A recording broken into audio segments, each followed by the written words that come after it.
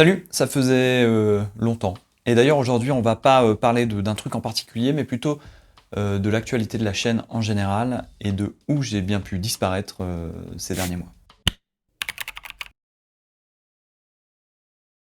Ce que j'aime bien avec cette chaîne YouTube, c'est qu'elle ressemble vraiment au blog des années 2010, c'est-à-dire des endroits en perpétuelle construction, qu'on délaisse parfois face à d'autres priorités de la vie, comme un énième déménagement, la création d'une entreprise, ou la naissance d'un enfant. Bref, je repars un petit peu de zéro dans la construction d'un studio dédié à cette chaîne. J'ai bien avancé, c'est pas entièrement finalisé, mais j'avais pas envie de vous remettre un plomb de 3 mois sans vidéo, en attendant d'être satisfait du setup. Donc j'espère que vous me pardonnez pour le bricolage. Donc, après un nouveau déménagement de Marseille à Marseille, et l'arrivée du petit Sacha, me revoici avec plein de nouvelles vidéos dans les cartons, notamment pas mal de vidéos sur le vélo, et en particulier sur la pratique du gravel, qui est ma nouvelle obsession de niche, même si c'est plus tant de niche que ça. J'ai d'ailleurs 3 vidéos sur le sujet qui arrivent, 2 vidéos de montage de vélo, mon vélo gravel et un vélo plus classique que j'utilise pour mes déplacements quotidiens, et une vidéo retour d'expérience sur ma première course, enfin ma première aventure collective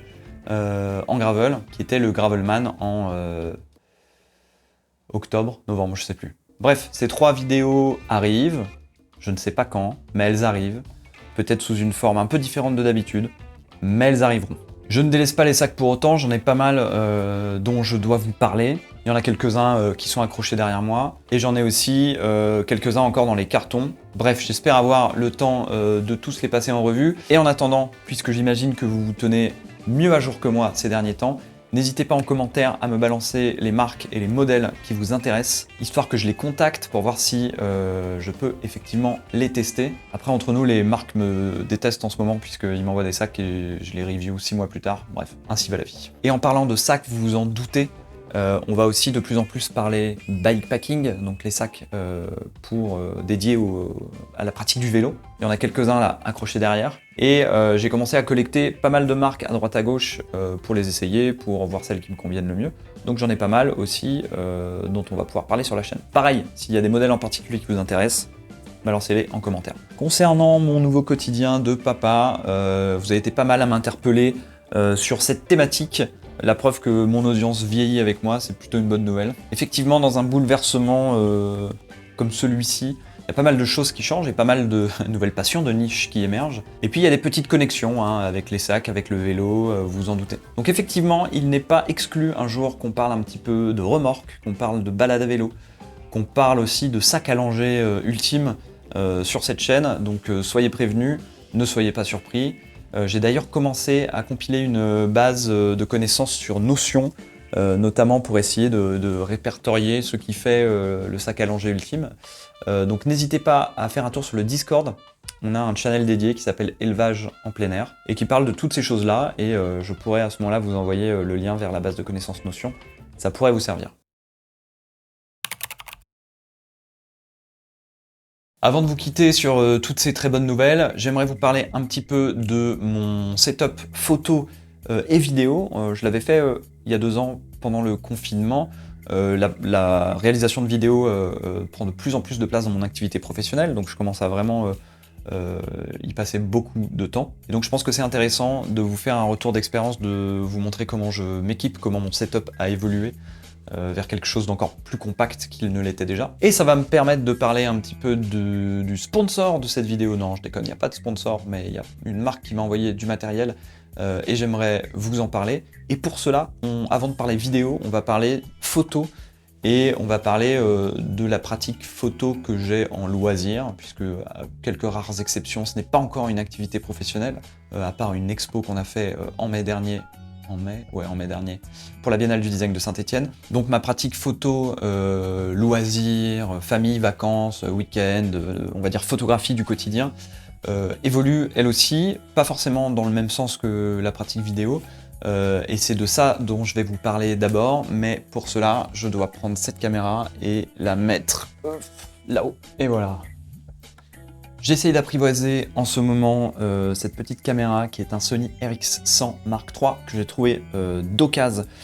Le Mark III, contrairement à ses successeurs, c'est-à-dire à partir du 5 je crois jusqu'au 7, ouvre à 1.8 avec un zoom qui va de, je me souviens plus, de 28 jusqu'à 75, quelque chose comme ça. On va le savoir tout de suite. Est-ce que vous voyez quelque chose? Ouais, peut-être.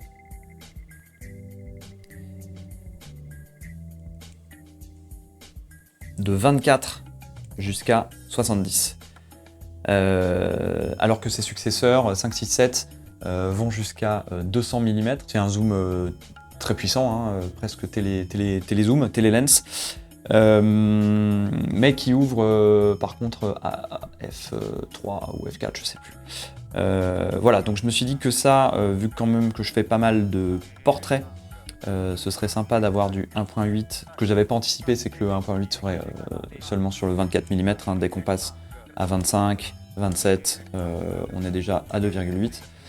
Bref, c'est pas si intéressant que ça de ce point de vue-là.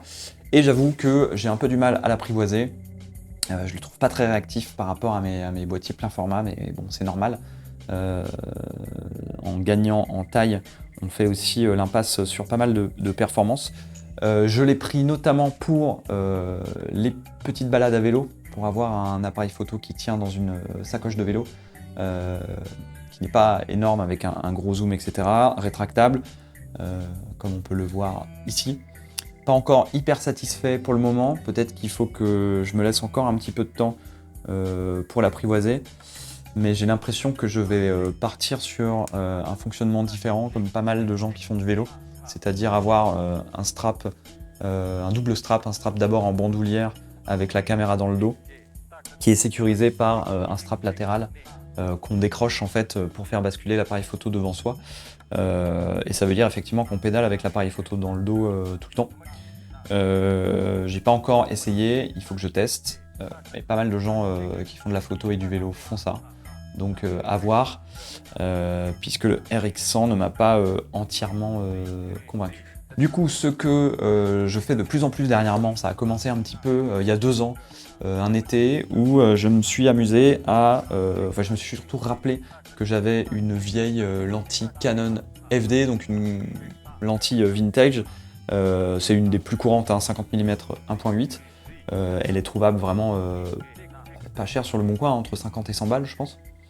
Je l'avais acheté il y a très longtemps, à l'époque où je ne connaissais pas du tout les compatibilités entre les objectifs et les caméras, et j'avais acheté mon premier réflexe, un Canon 60D, quelque chose comme ça, ou 660D, c'était vraiment les entrées de gamme, et je m'étais dit il me faut des objectifs, et j'avais trouvé celui-là sur eBay, et je m'étais dit super, il est vraiment pas cher, mais il est surtout pas du tout compatible, et je n'avais aucune idée qu'il existait des adaptateurs à l'époque. Maintenant je le sais, et du coup quand je l'ai retrouvé dans les cartons chez mes parents, je me suis dit tiens, ce serait l'occasion de le tester avec mon A7 III à l'époque, et aujourd'hui avec mon A7C, et bah ça fait plusieurs sorties que je fais avec, même beaucoup, chaque vacances en fait, où je sais que je ne vais pas avoir besoin de chercher de la performance, c'est-à-dire par exemple je vais pas faire de sortie au ski ou de grosses randonnées où je vais avoir besoin de prendre des photos un petit peu, on va dire avec un grain un peu professionnel. En fait c'est un super objectif du quotidien, très imparfait, 100% manuel, avec ouais, une mise au point un petit peu hasardeuse, des reflets un petit peu chiants, mais qui a un super grain, qui adoucit vachement en fait les peaux, etc. C'est hyper marrant et je m'amuse à faire de la photographie. Et voilà, je ne peux que vous conseiller d'essayer un de ces 4, de faire quelque chose comme ça. Ça ne fonctionnera que si vous utilisez un adaptateur, et c'est là que je vais parler de mes amis de KNF Concept qui m'ont gracieusement envoyé un adaptateur Canon Sony. Donc ce super adaptateur avec son petit liseré orange qui rappelle effectivement les objectifs de chez Sony, tout simplement vient se fixer de ce côté sur votre caméra Sony et de ce côté sur votre objectif Canon. C'est l'inverse, hop, tout simplement. Si je me cale au bon endroit. Voilà, clac. Et voilà, et donc je l'utilise principalement, même 100% du temps sur mon A7C. Ça lui donne en plus un petit look vintage pas piqué des hannetons. Au niveau de l'adaptateur, il n'y a pas grand chose à dire, hein, c'est du 100% mécanique, hein, il n'y a pas d'autofocus, de choses comme ça. Donc c'est vraiment, on est sur un convertisseur. Après, c'est solide, c'est du métal. Le petit liseré orange, comme je l'ai dit, rappelle bien les objectifs Sony, donc ça va bien avec la caméra. Donc que dire d'autre, sinon que ça fonctionne. Voilà.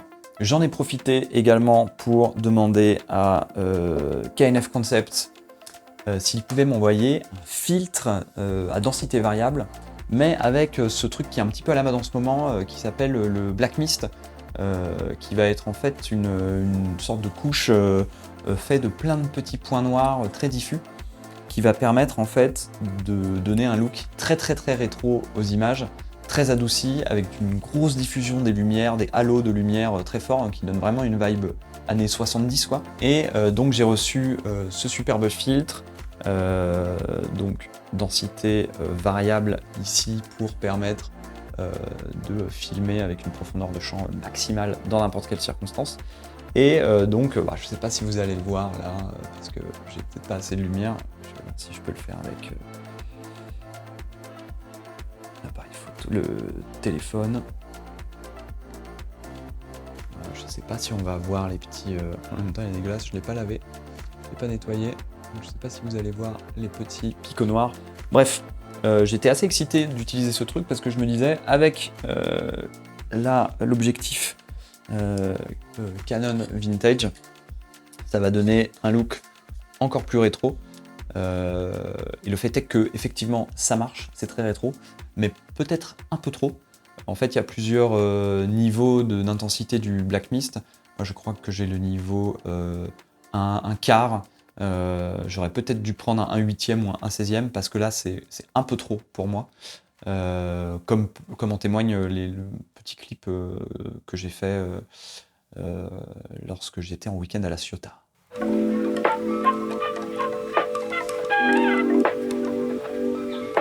Derrière les vitres noires de tes lunettes, j'ai retrouvé le bleu azur, celui du ciel et celui de la mer. Et tes cheveux sentent l'odeur du pain. Et ils ont la profondeur de la forêt de bambou. Comme la fleur d'hiver. Tu sens bon, Géraldine.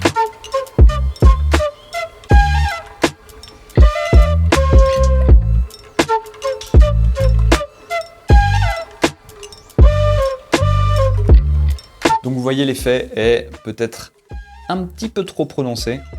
Donc si je dois retenter l'expérience, ce sera peut-être avec une intensité un peu moins forte, ou alors sur des projets vraiment très particuliers, ou une optique un peu moins vintage en fait, peut-être, puisque en fait l'optique Canon donne déjà ce côté un petit peu halo très doux. Peut-être que ça suffit en fait, et que celle-là doit plutôt être posée sur des lentilles modernes. Voilà pour la partie photo. Merci KNF pour les petits cadeaux. N'hésitez pas à aller faire un tour sur leur site si vous êtes à la recherche de convertisseurs, de filtres. Ils ont plein de filtres différents. Ils ont des trépieds aussi. Il y a sûrement un code de réduction que je vais récupérer quand je publierai la vidéo. Je l'affiche ici et je le mets aussi en commentaire. Voilà, merci KNF. On va passer au matos pro maintenant, et pour cela, je vais remballer les deux caméras, celle que j'ai accrochée là et celle qui me regarde ici, parce que j'ai besoin de vous les montrer. Et donc on va utiliser notre ami le RX100 pour filmer la prochaine partie de cette vidéo. J'espère qu'il sera à la hauteur. Voilà, petit setup vlog à l'ancienne. On va peut-être éviter que le truc se balade. Ça, c'est donc ça être Casey Neistat. Donc c'est parti. Je vais vous parler maintenant du setup pro. La structure Société Nouvelle, dont je vous parle depuis très longtemps et avec laquelle on fait Hyperlien, est désormais officiellement créée. Avant c'était juste un nom de domaine, voilà, une marque. Là on a vraiment créé la structure, donc cette année, cette fin d'année 2022. Donc 2023 va être... C'est pour ça que je vous parlais de création d'entreprise tout à l'heure. 2023 va être assez crucial pour développer l'activité de Société Nouvelle. voilà, c'est à moitié agence, à moitié studio, d'où notre slogan de la recherche à l'action, et ce pour des projets d'intérêt général. On bosse beaucoup avec des agences publiques, des collectivités, voilà, et avec une grosse expertise des tiers-lieux, comme vous vous en doutez. Voilà, si vous débarquez là et que vous me découvrez et que vous connaissez pas Hyperlien, c'est le moment d'aller voir peut-être ce chef-d'œuvre télévisuel, cette série documentaire, cette web docu-série qui va à la découverte des tiers-lieux et d'un autre numérique partout en France. D'ailleurs, la saison 4 va probablement être diffusée à partir de début 2023. J'ai fini le tournage et il faut que je passe au montage là. Normalement, le premier épisode sera livré mi-janvier. Parlons maintenant du setup. Donc, comme vous le savez, je suis seul à filmer. Donc c'est une équipe d'une seule personne, une équipe on va dire technique d'une seule personne. Donc je dois être assez mobile, assez léger. Il ne faut pas que mon setup prenne 1000 ans à être monté. Il faut qu'il y ait le maximum de choses qui soient automatisées, notamment l'autofocus. Surtout parce que je manipule 2 caméras comme je vais vous le montrer. Et donc absolument tout le matériel. Alors attendez, hop. Je tilte l'écran pour qu'on puisse y voir plus clair. Absolument tout le matériel rentre dans cette Pellicase qui est une vraie cette fois. Avant j'avais un petit peu des knock-off trouvés sur Amazon. Là on est sur une vraie Pellicase. Cette année, pour 2023, j'essaye de faire rentrer absolument tout le matériel, y compris le trépied, dans cette valise. C'était pas le cas avant, c'était pas le cas en 2022 non plus, mais là j'ai essayé de réduire, on va dire, l'empreinte, la footprint comme on dit, du matériel. Et j'ai rajouté cette fois un organisateur au niveau du couvercle qui est un petit peu différent de celui de la dernière fois qui était en nid d'abeille avec des zippers. Là on a 4 pochettes individuelles qui sont fixées avec un velcro, c'est-à-dire qu'elles sont détachables. Et comme le laissait présager mon petite anxiété avant de passer en mode vlog, le RX100 n'est pas si fiable que ça, et il a même tendance à surchauffer en mode vidéo, ce qui fait qu'une partie de cette vidéo n'a pas été enregistrée, et qu'après vous le verrez, ça fait que couper, et je dois attendre à chaque fois 10 minutes que l'appareil refroidisse. Quoi qu'il en soit, la partie manquante ici indiquait que ce système de pochette velcro me permettait très facilement de décrocher les pochettes en fonction de l'usage, et notamment par exemple celle tout à droite contient tout le matériel pour faire une voix off, donc j'ai juste à décrocher cette pochette et aller m'enfermer dans une chambre d'hôtel obscure pour enregistrer des voix off. Et ensuite je voulais vous parler en détail des différentes caméras que j'utilise, des différents objectifs. Donc dans une précédente vidéo où je détaillais un petit peu pourquoi j'avais fait l'acquisition d'un A7C de chez Sony, j'imaginais un futur plus ou moins proche où cet A7C deviendrait une caméra B et le FX30 deviendrait une caméra A. C'est chose faite, je suis passé à ce setup, donc le FX3 qui est un équivalent d'un A7S3 mais sans œilleton, sans viewfinder, donc dans un corps un petit peu plus compact, et le A7C qui est la même chose qu'un A7 III, pareil en plus compact. J'utilise ces caméras conjointement avec 3 objectifs différents. Le premier qui est un objectif très polyvalent, très connu des gens qui font du documentaire, c'est le Tamron 28-75. D'ailleurs il existe l'équivalent chez Sony et chez Sigma, c'est vraiment les mêmes caractéristiques, donc c'est vraiment un format qui fonctionne très bien. Lui, il est monté en permanence sur le FX3 avec un filtre ND. Il me permet en fait de faire du run and gun et les interviews. Ensuite, j'ai un Sigma 65 mm Contemporary, donc la nouvelle gamme C, qui est monté sur le A7C pour faire les deuxièmes angles d'interview ainsi que les plans de coupe. Donc là, on est sur un 1.8, un F2 je crois, donc très zoomé, avec un bokeh très franc, voilà, ce qui permet de faire des plans un petit peu à main levée, un petit peu sympa. Et enfin j'ai un Samyang 35 mm 2.8 il me semble, qui est un objectif un peu cheap, en plastoc, qui n'est pas très cher, mais qui a l'avantage en fait d'être l'objectif plein format compatible Sony le plus petit du marché. Donc en fait, monté sur un A7C, ça en fait une caméra qui tient pratiquement dans une poche. et donc je m'en sers beaucoup quand je dois être très rapide, c'est-à-dire que tout mon matos est rangé parce qu'on est en train de monter dans un ferry, parce qu'on est en train de voyager en train, et que j'ai quand même besoin de faire des plans. Là j'ai le A7C dans la poche avec le 35 mm monté dessus, et c'est très facile à sortir et à shooter. Malgré le côté un petit peu cheap de cet objectif, il a quand même un très bon autofocus, et l'image n'est pas dégueulasse pour autant. Voilà. Je rends l'antenne à vous les studios, on retourne sur la vidéo. Pour le son, alors, le FX3, quand vous l'achetez, est livré avec cette poignée. Une poignée qui a deux entrées XLR, une entrée jack, et surtout tous les contrôles pour régler le volume de votre channel indépendamment. J'y ajoute un micro shotgun qui est un Azden, je sais plus quoi. Voilà, qui me sert de micro d'ambiance. C'est vraiment un backup au cas où j'ai un problème avec les Rode wireless, ou alors qu'il y a plusieurs personnes qui parlent dans une salle et que les micros sont trop loin.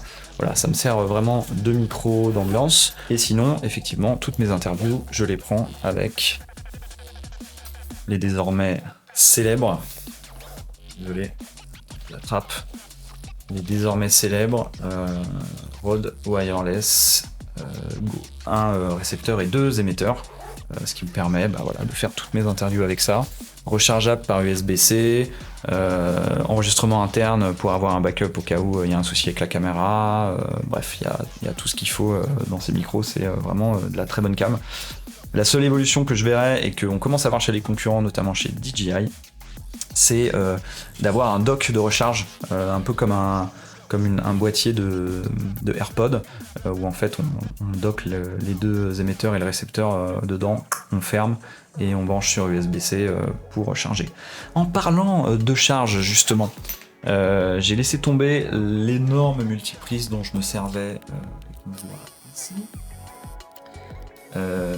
Et que j'avais mis en 2022 dans le compartiment de gauche, et du coup j'avais une station de charge, j'avais juste à tirer le fil, le brancher sur le secteur et ça chargeait toutes mes batteries en même temps. J'ai opté pour un système un peu similaire, sauf que maintenant j'ai tout mis dans une poche avec super chargeur 100 watts avec deux entrées USB-A, deux entrées USB-C. Là pour l'instant j'ai mon chargeur de batterie Sony plugué dessus, plus 3 ports USB-C qui me permettent de recharger mes micros. Et j'ai aussi un câble USB, mini USB, qui me sert ponctuellement à charger le drone, qui est toujours le DJI Mini, qui est ici avec sa télécommande et qui lui aussi est très compact et très pratique. Je suis tenté de passer sur le Mini 2, voire le Mini 3 qui est en train de sortir. Qu'est-ce qu'il me dit là? Il me dit qu'il est trop chaud. Et donc désolé, le RX100 n'arrête pas de couper car il trouve qu'il fait trop chaud. Alors j'ai ouvert la fenêtre. Où est-ce que j'en étais? Oui, peut-être acquérir bientôt le DJI Mini 2 ou Mini 3 pour avoir plus d'options, notamment à vélo. Le follow me, le machin, le truc, qui n'est pas disponible sur celui-là. Mais en même temps, la télécommande est 2 fois plus grosse parce que l'écran est intégré. Je sais pas si c'est rétro-compatible, parce que moi ça m'arrange bien d'avoir un truc petit comme ça pour mettre dans la valise. Le trépied donc qui rentre désormais entièrement dans la valise, même photo.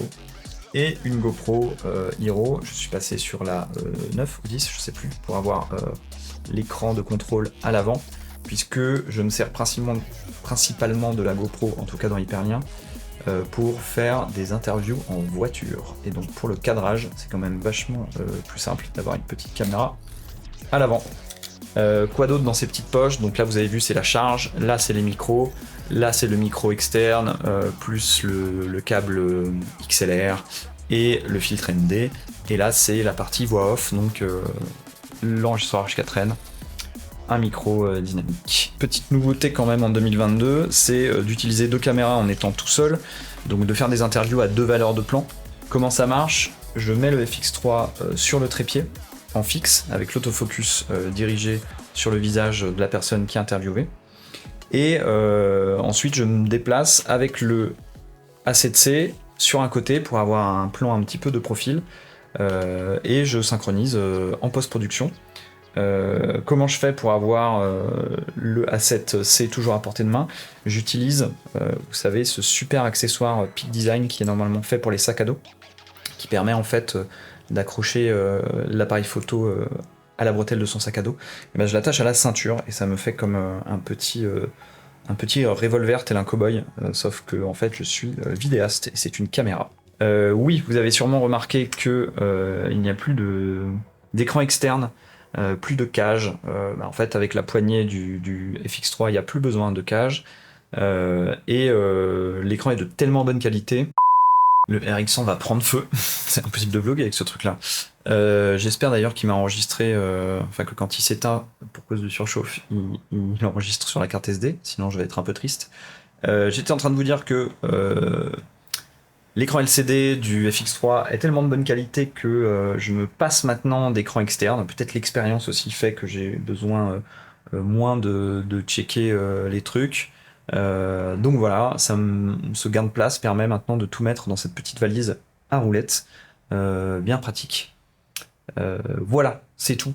Je ferme et je remets une caméra digne de ce nom pour filmer la conclusion.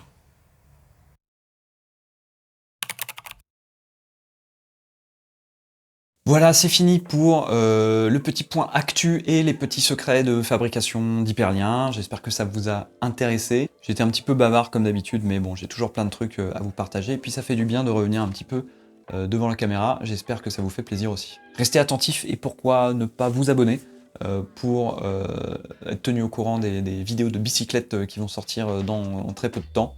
Je ne m'engage pas sur une date, sachez-le, je ne m'engage pas.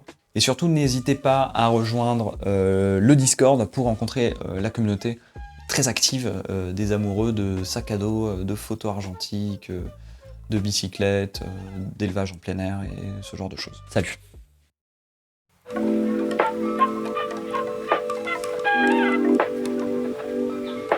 Derrière les vitres noires de tes lunettes, j'ai retrouvé le bleu azur, celui du ciel et celui de la mer. Et tes cheveux sentent l'odeur du pain. Et ils ont la profondeur de la forêt de bambou. Comme la fleur d'hiver. Tu sens bon, Géraldine.